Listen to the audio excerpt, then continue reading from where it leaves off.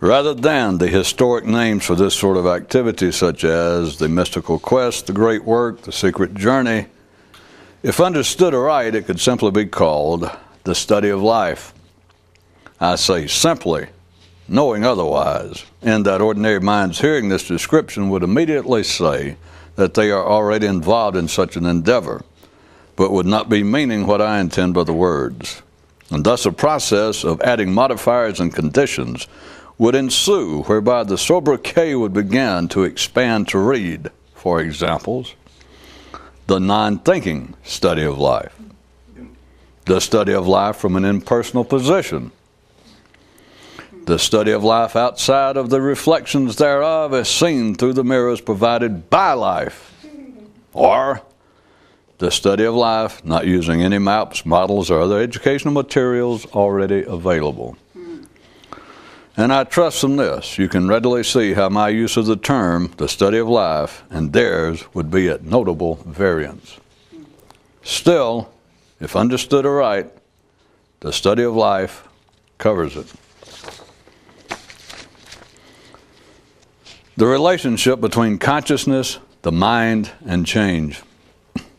Men feel as though they can't possibly go anywhere until their room is straightened up, without realizing that their room is straight.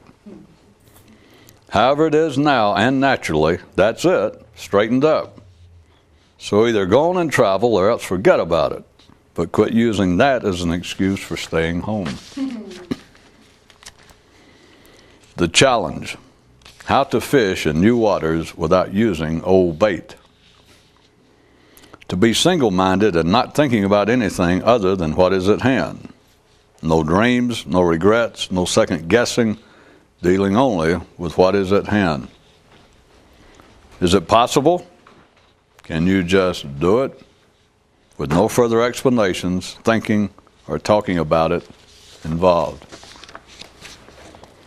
You and your health. Whenever possible, a man should be taking no medications other than water, air, and a proper combination of neurotransmitters. Wow. When one man first heard the truism, "He who is not for me is against me," pondered who the he referred to might be other than life itself, which cannot be reasonably claimed to be against anyone, in that it demonstratively lacks any signs of suicidal inclinations. So, he repeated the phrase to himself again. "He who is not for me is against me."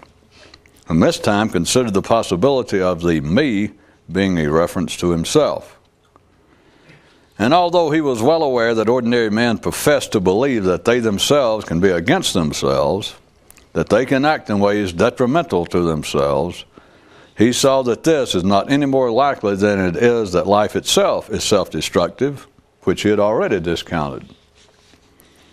So, he pondered the notion once more. He who is not for me is against me, and was confronted with but a single final possible understanding of the idea, which was that it is just a collection of words. The common maps of the mind, but nothing of ultimate use to the single-minded traveler. A new view of death. Psychically, men consume the same food over and over throughout their lives, with death simply being the time when they finally realize it. Or, same thing, put another way. Death is merely the recognition of how tired you really are. In a certain way.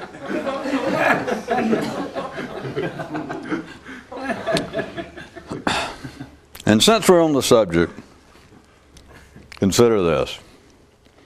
From a non-standard view, more than one death is possible.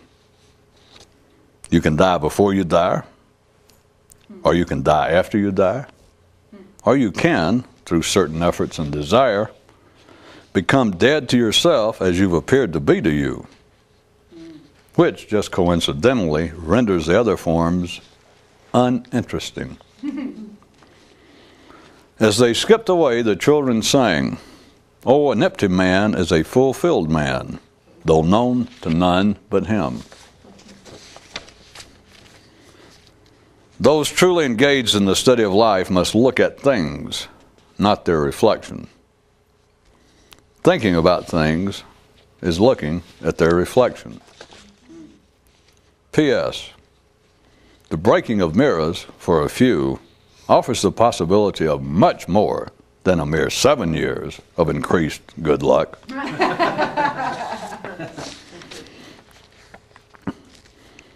There was once a man who was captivated by the notion of secret knowledge, then gradually lost interest in the idea of it being secret, only to ultimately lose all interest in knowledge.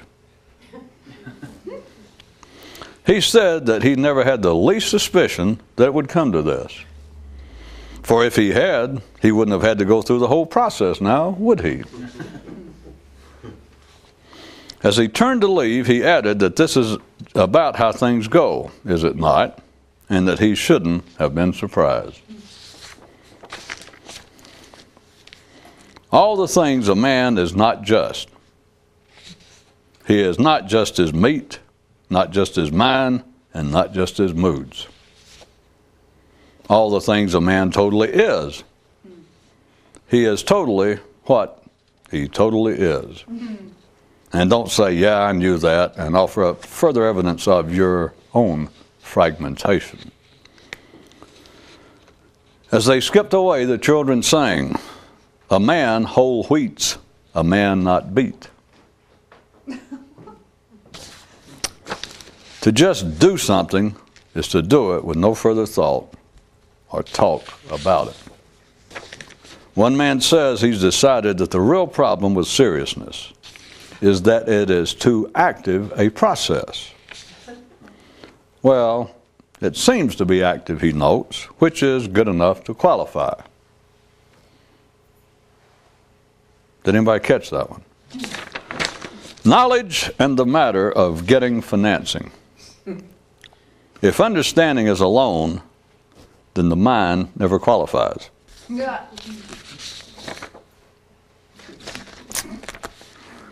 There are two distinct ways you can live life. You can live life as life directs and not be aware of it, or you can live life as life directs and be aware thereof. But do note, in either case, you live life as life directs. And while this is not a full telling of what is possible, life is directed that you will normally not hear anything beyond this. But still, you can at least go away with a hint. The question, if you are not single-minded, how can you say you're minded at all? Splintered, diffused consciousness is the consciousness of the ordinary mind. A certain warrior began to see two possible approaches to dealing with his enemy. One being to directly assault him, and the other to totally ignore him. One day, one man was suddenly so struck and stopped in his tracks. If I could think only about the things I was doing, would I only do things that I thought about? After but a moment, he put the vehicle back in gear and drove off. The only beauty tip the more alert will ever need. Don't look at your reflection. And yes, this applies non-physically as well. The true study of life requires investigatory instruments free of flaws, such as the mind. You and serology. The first brother said, "My blood runs hot." The second brother said, "My blood runs slow." The third brother said, my blood runs downhill and we all feed the old man's pond, same as he feeds ours. And time and sequence were nowhere to be found. 'Tis none but the ordinary who say they grow, and none but them doubled who'll say how they grow. Looking back off a train, everything seems planned, and when asked to explain itself, Summer just smiled. Every instant spent in the true study of life is a moment of profit, through which, by each time, you gain a little piece of enlightenment, awakening, and liberation. It all adds up, even while seeming not to. It is only no effort that results in the big nothing of remaining as you are.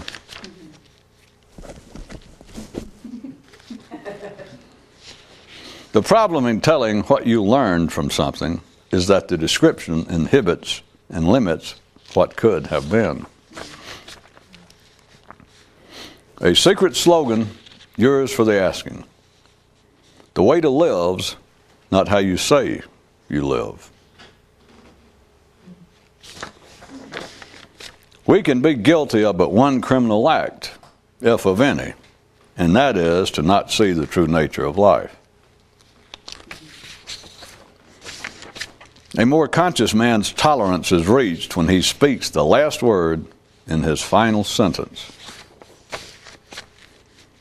You and your highway health. The traffic of life runs over your foot only when you think about it. You and etymology. There is one insect that if you touch it directly, it disappears.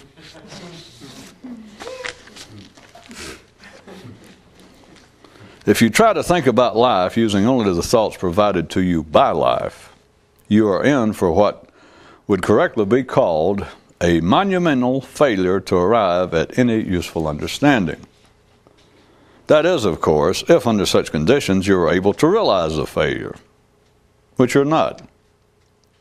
So, as always, all is not lost, since nothing is lost or misplaced.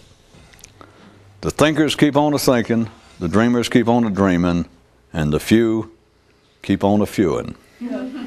Whatever the hell that means.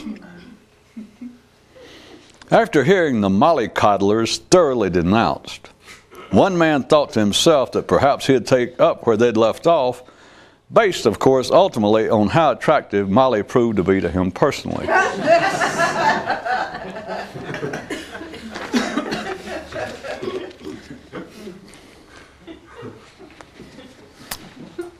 Another game quiz dialogue. What's funnier than having a funny philosophy of life? Having a philosophy of life?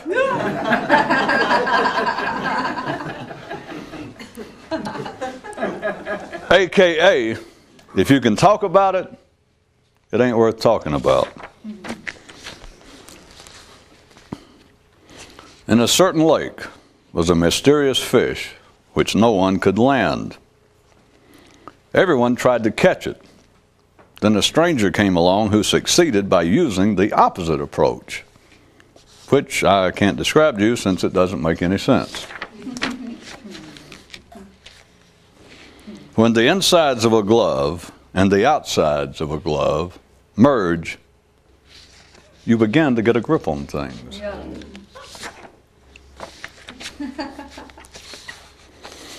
One man says he's come at least this far, that at one time he believed the trick would be to bell the mind, but then moved on to face the question of who is there to do the belling. As they skipped away, the children sang, "Ding, ding, y'all."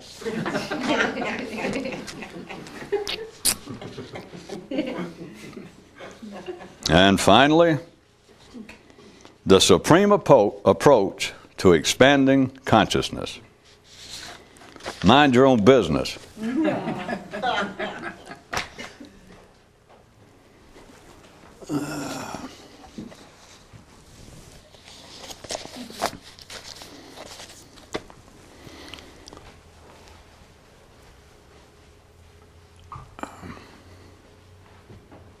How about another private history? I don't mean of me, but a unknown history. And like any good history, of course, it's fictional. But the one I will present, at least, is based upon fact. Fact known to the author.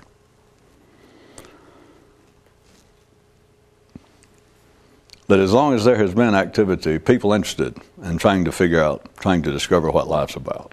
This kind of stuff. As long as it's been around, in its midst, there would always be people around that would, once they begin to get some idea, some suspicion, moved along a bit, they would begin to look around and wonder why no one else, why humanity in general didn't have some idea of what was going on in life. It never shows up in print. For some reason, they won't allow it to fall into recorded history. But it happens, and some of you have even probably played out that part, so you know it's happened. And even if it didn't, I made it up, and it's my history, so deal with it. But there have been people, and I'm talking about people who understood, who had seen something, not just glimpses, but people who actually had some better understanding of what was going on. And the more they began to see, for up to a certain point, the more it would increase almost their disbelief. So why is it that ordinary sane people, perhaps people that they knew, why is it that humanity cannot see certain aspects of it? And I would just deal with a couple of aspects that are not that obscure and I wouldn't be giving away any great secret anyway. But according to this history, and I didn't mean to shave off or make it too conditional. Let's say somebody who finally realizes what life's about, more or less. Someone who has reached a state of awareness that they kind of eureka, the satori. And some of them wonder, shortly after that, after they get over the amazement of why they never saw it, is then they begin to realize, or after they realize what's going on, and let's say that it's not quite as complicated and far-fetched and mysterious and occult as ordinary people imagine if they even think about it. And so many people, some people who have seen the truth about life, for a while then ponder, how can it be that no one else sees it? I know it took me 50 years. Let's say this, whoever I'm talking about, this fictional character. He says it took me 50 years of hard work, but there's no explaining that. How do I know that I'm just not exceptionally stupid? How's it, something drove me. I'm not dissatisfied, but here I am and I see it. But now that I see what it is, and as I'm stating to you in my version here, it's not all that complicated, and the person is perplexed. Now forget his own attitude toward himself. But he is just then perplexed. Well, why is it that humanity in general cannot see what's going on? The ultimate form of captivity, the absolute ultimate form of captivity, is never recognized by the mind. The ultimate form of captivity is stupidity. That's a little cartoonish. The ultimate form of captivity is not understanding what's going on.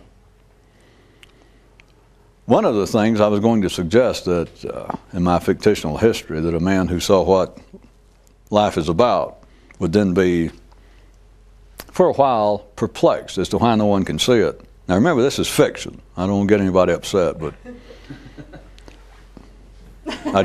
many people enjoy fiction, and for me to twist around life. So this is fiction. But in this fictional history, humanity, is absolutely captive. Not in any metaphorical way, but men are as much captives, lacking of any free will, any decision making, than the lowliest slug or the fiercest of lions, the strongest of eagles. Even though they all have their own charm, their own abilities, no human ever credits such things as snails or worms or birds with any freedom of will. It doesn't even cross their mind. It doesn't come up. It's not a discussion. Only humans have freedom of will or freedom of any choice. And in this fictional history that we're using tonight, according to that history, that is an absolute, unconditional illusion that there is no such thing as any freedom. It's not speculation in this history, and it is not metaphorical, it is not symbolic, it is not referring to just some specific aspect of man, it's not referring to just certain aspects of man partially or under certain conditions. It is an absolute reality in this fictional history. Now, in this fictional history also, everything else, besides a couple of things I'm going to mention, like that one, everything else is just as men see it to be. So you got to keep that in mind. So life is just as it appears to be to ordinary minds now. Ordinary minds, the best of minds, intelligent minds, scientific minds, spiritual minds, artistic minds. The general mentation of humanity on this planet is that to some degree, if not totally, men have, particularly outside the physical level, in their unique realm, that men have freedom of choice. To some degree, that is not open to question. We all know that. You don't necessarily think about it, but if anyone says otherwise, it is always coming from what will be decided to be a deranged mind. It is not ordinary people that ever stand up on planet Earth and say that there is no such thing as freedom of will. There are people that stand up and say that freedom of choice is an illusion, but they are absolute. From the ordinary view, they are deranged. So that is not part of the accepted history and reality of this planet. By no means. It's not even close. But remember, in this fictional history, we still have things apparently as they are now, but in this version, it is simply an illusion, the idea of freedom of will. So now you have my fictional character in my fictional history who saw what was going on in life, who discovered the truth about life. And he saw that in this fictional history, that men had no freedom whatsoever. None, none, none. And that to him, in this fictional history, it could not be plainer. It was not open to debate. It was not an illusion. It was not some secret metaphorical message from the gods or another world. He simply looked out and realized, amongst other things, that there is no such thing as any freedom of choice. And when I say that he saw it in that way, it wasn't that one thing stood alone. It was seeing what the nature of life was itself. And this is just one of many things. I don't mean that this one thing struck him, that he suddenly reached a state of so-called higher consciousness or enlightenment. I don't mean that the thing he realized was, ta-da, men have no freedom of will. That wasn't that. I'm just saying this is one aspect that I'm putting words on that he saw. Without any thought, he saw the nature of life. He saw the secret. He saw the truth about life, and simply part of it, just a part of it, just the one I'm mentioning right now, was part of the truth about life was that there is no such thing as freedom. I'm really narrowing it down unnecessarily for the sake of the storytelling to say that men have no freedom of will. He simply looked upon this universe, this reality of our universe, and realized there is no such thing as freedom. It's not just man. Planets have no freedom. Galaxies have no freedom. Meteorites have no freedom. Molecules have no freedom. Man has no freedom. He's just in there. It's no big deal. Well, to him, and remember in this fictional history, in my story, it wasn't that he went, oh my goodness. In this fictional history, remember, it bears a strong resemblance, as I said, to reality as it's conceived of now, outside my fictional history. That you would be hard-pressed to find ordinary people now of any educated, any sophisticated level that would really get into much of a debate over the question of whether there was any freedom to speak of outside of man, man's spirit, man's mind. That scientists and theologians, artists, at any rate on this planet, sane people, you would be hard-pressed if you tried to get them to defend a statement, if you made a statement that only humans show any evidence of having any degree of freedom in certain areas, obviously internally, not physically, because we can't decide that we'll fly, we can't decide that we'll live underwater, we can't decide to suddenly start eating glass and asphalt rather than food.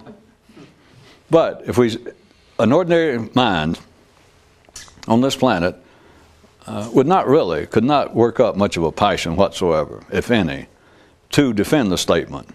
In other words, ordinary people will agree, well, all we can make of the universe, from experts to just laymen, what little they know, you look around at life and you can't see any signs of freedom of choice. You just never think about it.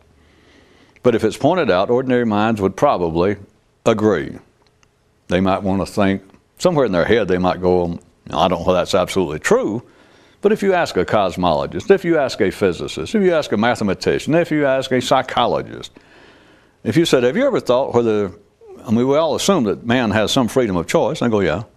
But other than that, do you ever think that there's any other evidence of freedom of choice, like out in space, out on other worlds, or on this world, in the animal kingdom, at the molecular level, in the plant world?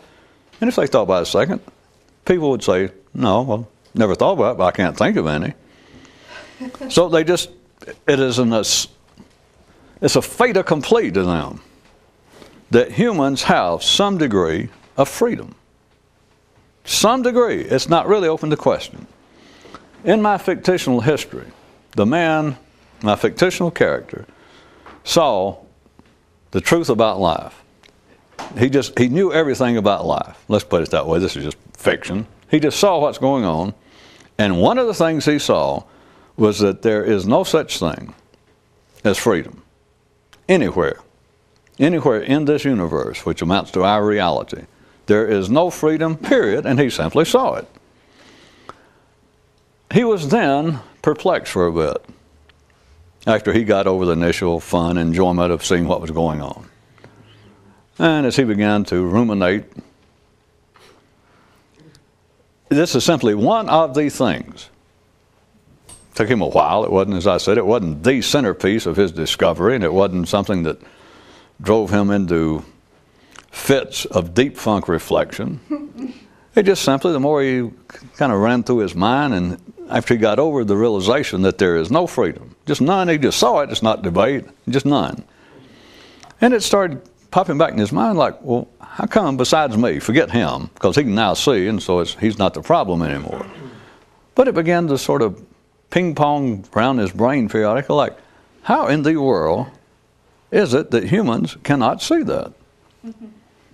And he considered all sorts of possibilities. He even, somebody in that state, he could run through the literary and intellectual history of man in a matter of seconds. But he kind of ran through all the things he had thought about, all the myths from all the Bible stories, all the religious myths of other cultures, all the metaphors, all the poetic symbolism. And he tried to think, has anybody been close? Why is it that men have reflected? They dream of gods, they dream of creatures on other planets.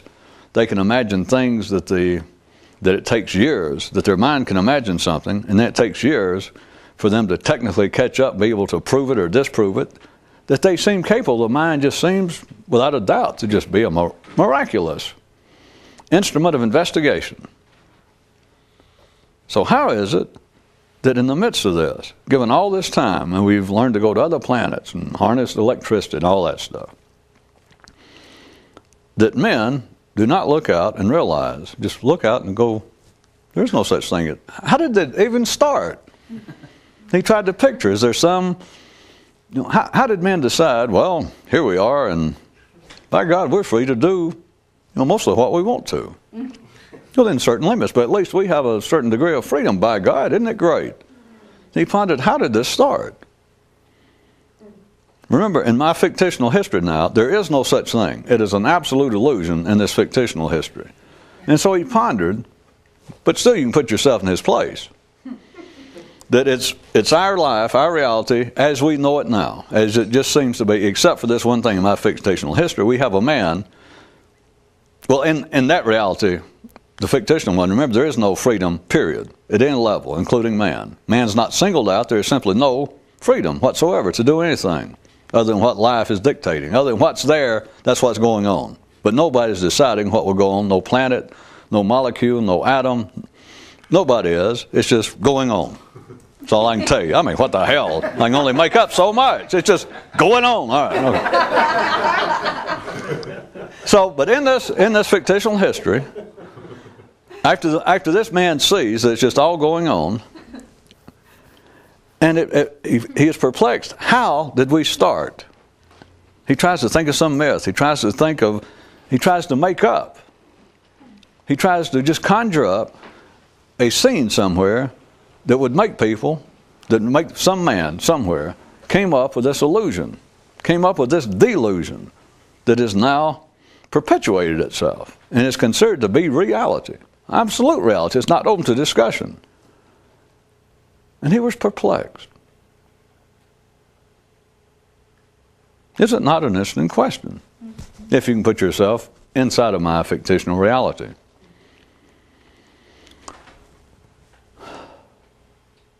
As long as we're playing fiction, what if that were true? Just what if it were true? Since we're just bumbling and fictionalizing and fairy tales for adults. What if it were true? Right now. Forget my fictional history for a minute. Let's do fiction within fiction. In other words, I'm not actually here. I'm just playing the part of someone who's here for TV. Or put another way, I'm not actually making up these stories because I was never trained in this. I'm simply playing the part of someone making up these stories. I did not actually make that ill-mannered sound. I simply am playing the part of a man who might, under certain conditions, make such a rude noise in public.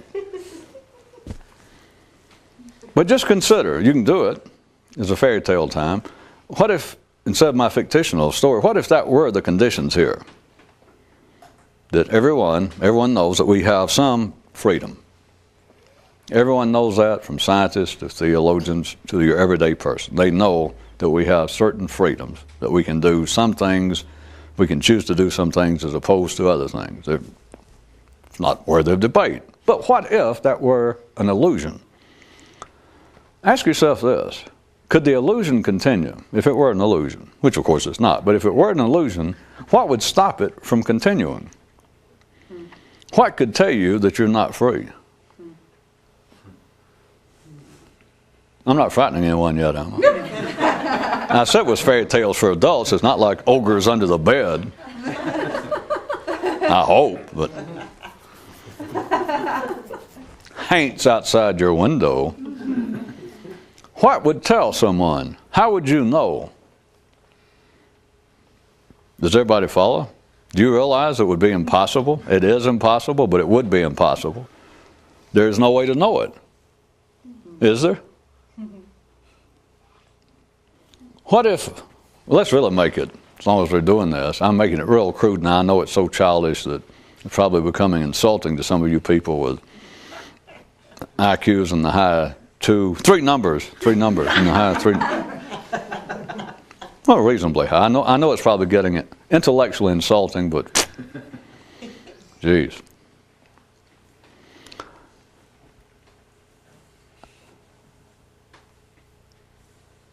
Picture it just a bit further. What if this whole thing, I was being a bit more technical when I said it just all happens. But what if this were in some way scripted? And I admit this is getting childish, but what if this whole thing was scripted? I mean, down to your part, everyone's part. That each day you got up, wait a minute, this is getting frightening. Well, I'm getting off the script they gave me. I'm beginning to ad lib, I'd admit that, but I'm just playing a damn part, so. And this damn operation's not union anyway, so I can't be fired or fined. But anyway, it just struck me when I was going to say, what if this is all scripted? And what I was going to say is frightening, is not the possibility. I'll get to that in a minute maybe. But has it ever struck you, I just ask you playing this part, I don't know whether to do this or not. Like you wake up in the morning. Now, we'll assume everybody has a job. I say it's a weekday morning, and you're supposed to be there at a certain time, and you've got to have a salary to pay the rent and all that, I know. But when you wake up in the morning, let's assume that that's the only time that counts. We're not counting your dream world, but you wake up, and after that, I'm going to have to tell you the truth. I hate to be personal, but this is beginning to spook me, but I've already started. So,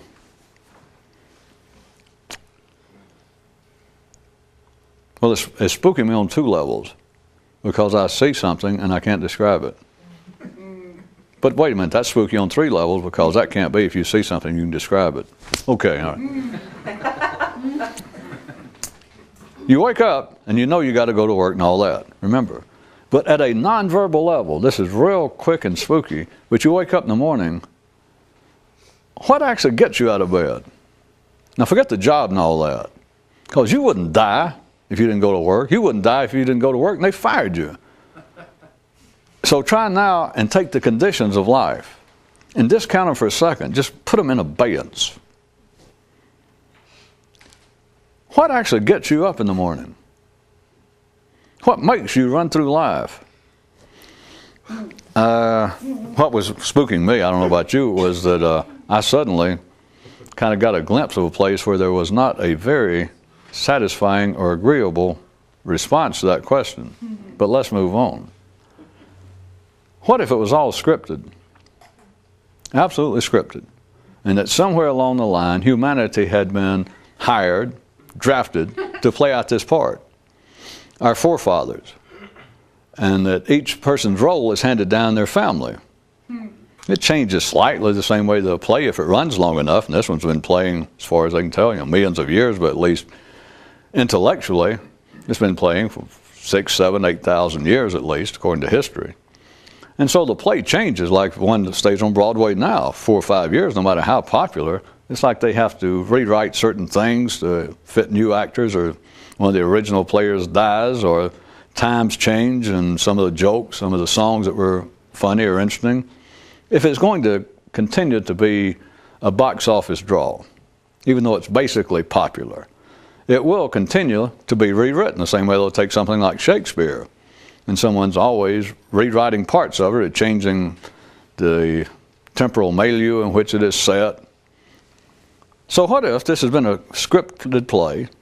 You were born the same way as families used to be born into certain professions, that you were born into this part.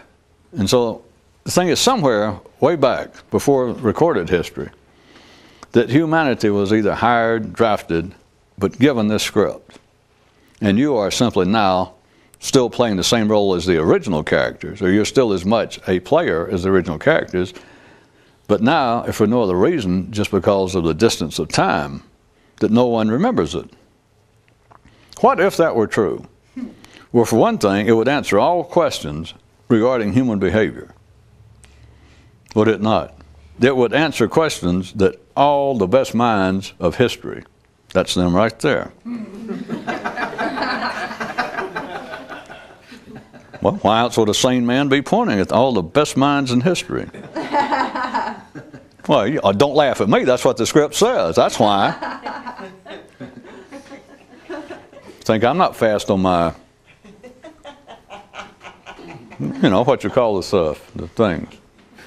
I should know, but it's not in the script, so I didn't know what to call them. It would explain all questions regarding human behavior. Every question that's ever been had by sane, civilized minds that would look upon humans and say, how could a person do such as that? How could a person engage in such a despicable act? How could groups of people, well, let's keep it to individuals though for a second. How could somebody engage in such a horrible act? Or how could somebody engage in such a stupid act? How could someone live a life or engage in behavior that is obviously, easily observably detrimental to them? All of the questions that plagues everyone from theologians to artists, to philosophers, to you. Like, how can somebody treat me this way? How could my mother do this? How could my boyfriend? How could my husband, my wife? How could some group of people over here? How could this religious group do this to another? All the questions. The questions that the best minds on this planet, not in my fictional history, this wouldn't work, but the best minds on this planet, we all know they're questions that cannot be answered. They're questions that your mind will consider your mind as one of the best on the planet. There's simply questions your mind cannot answer. Cannot answer, and it's not through lack of information, it's not through lack of people trying, it is not through lack of neural wherewithal, we'll assume on your part. You simply look at it. The obvious one, the easiest one, is somebody does something absolutely inhumane to another human. And you go, how could somebody do that? For no reason. How could they do it? There is no answer. Oh, yes. If this thing was scripted and they had to do it, there is your answer. There is the answer to every question regarding human behavior. I know I pointed to it and showed it to you 3 times, but there it is.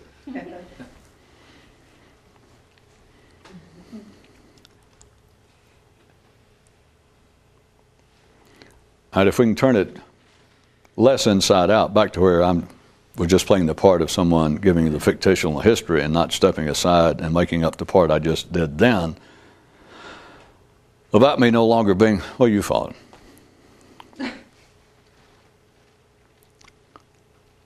If you were playing such a part, if everyone is, in what way would you ever know it? In what possible way? And I'll quit playing around for your own mind's sake so that you won't feel too stupid or that you're butting your head against a stone wall, because you're not. You're butting your head up against your head. There is no way. There is absolutely no way. Also in this fictional history, I can't resist pointing this out, it's sort of an aside, but at one time in my fictional history, one of these guys that got perplexed after he saw what was going on tried that with a large group of ordinary people, sane people, and it in no wise served them well, because they all, immediately as he pointed out, not that he didn't say that that humans had no freedom, that there was no freedom in this universe. He did not say that.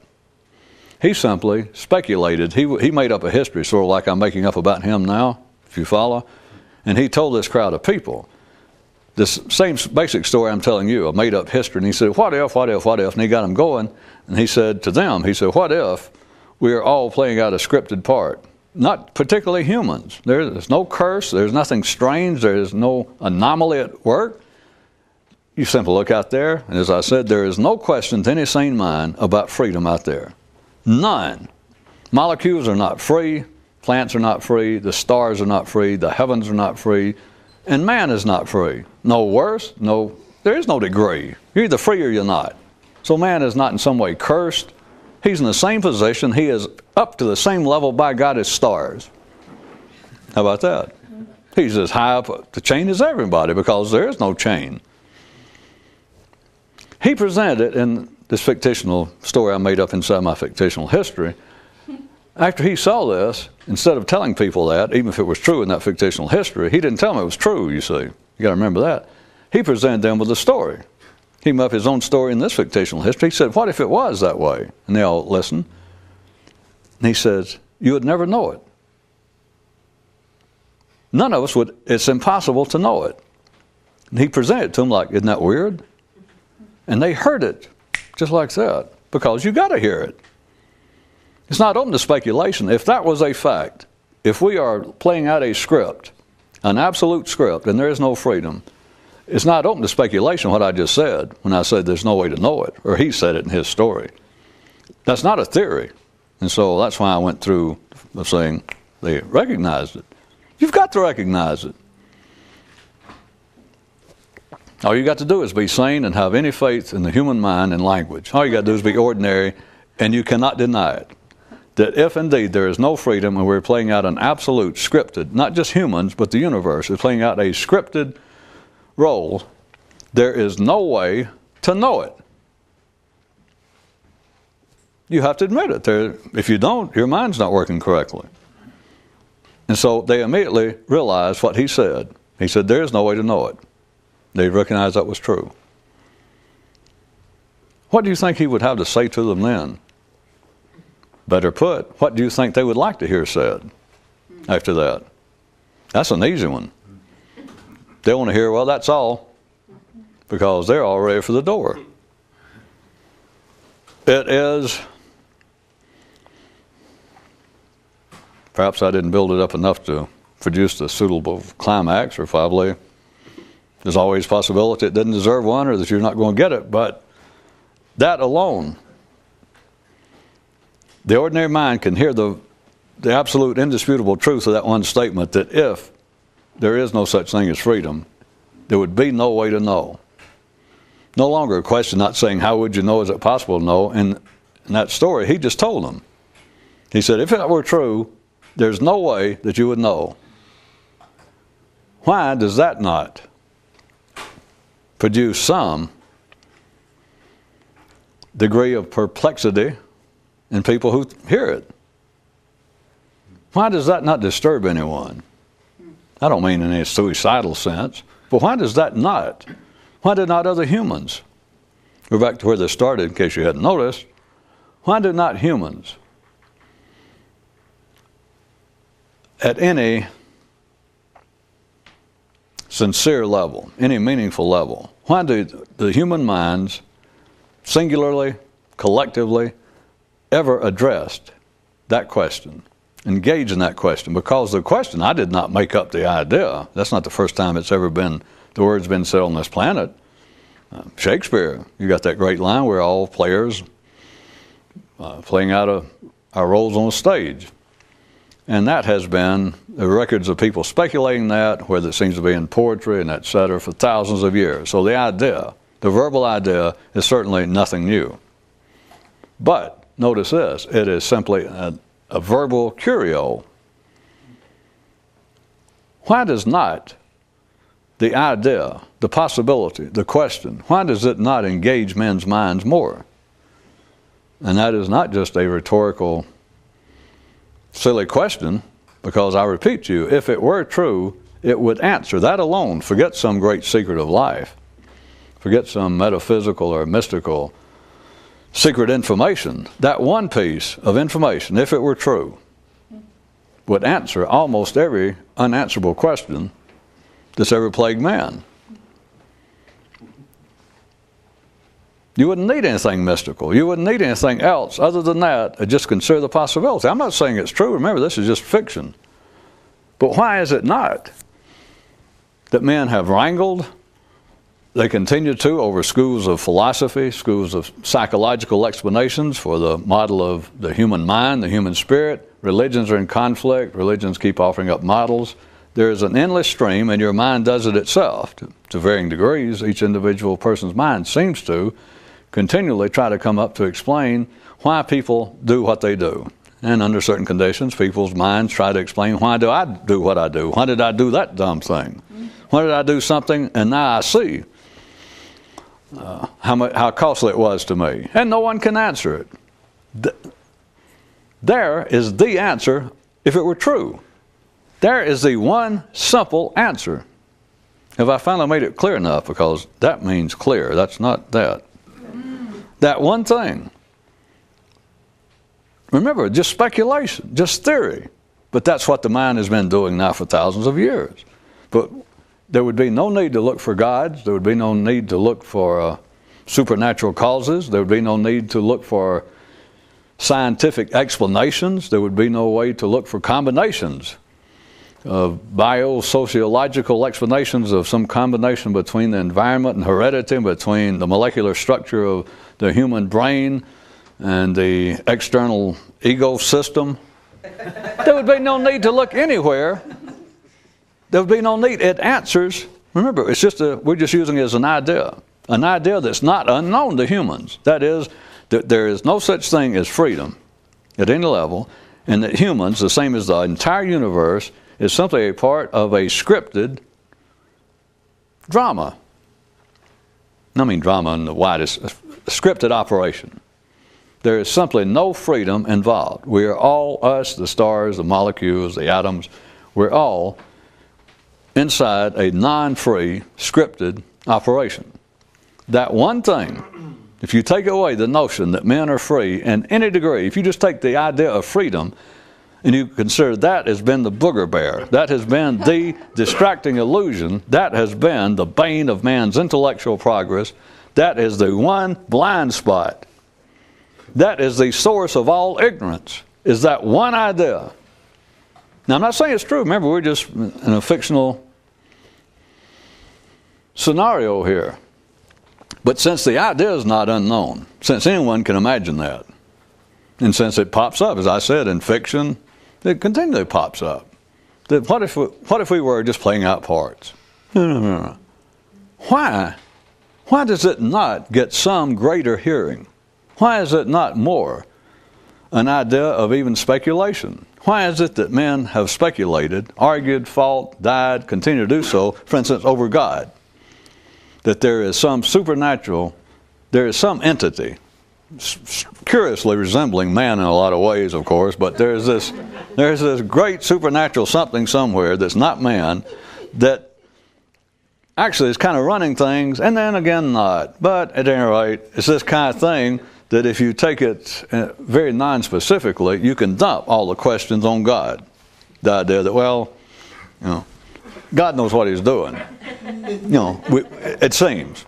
And at times that when what He's doing doesn't make sense, like how can He let a human do that despicable thing to a helpless child? It just shows I don't know. Thank God we got the idea of God, because I got no idea how this can happen. The point is, I'm not, you understand, attacking religion. But that philosophy, all these thousands and thousands, billions, trillions of pages by now of literature, speculation, scientific research done trying to explain what's going on, and everyone agrees. Any sane mind agrees we do not yet know. We're getting closer, surely, or else we're going to drown in statistics and research. But anyway, it seems like we're getting closer, or put another way, the mind thinks we got to be getting closer. Why? Why, since that idea is out there and known, and used in comic books, used in TV, pops up, the idea that just the speculation that this is all scripted, anybody's probably thought that or been confronted with in a movie. The question, why does it not have more of a serious, why is it not more seriously considered? It's not even considered seriously, but why is it not? And I'm not saying, the only thing I'm saying is this, in this fictional thing that I'm playing. The only thing I'm saying is this, that the speculation, the theory,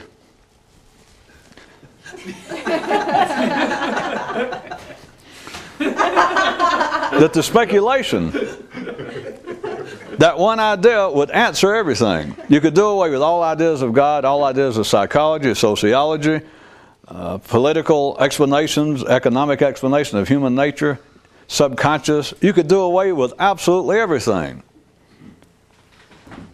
in one fell swoop, or fell whoop. There it is. One simple explanation. The question I was presenting is, why does it not have an audience? Why is it not entertained?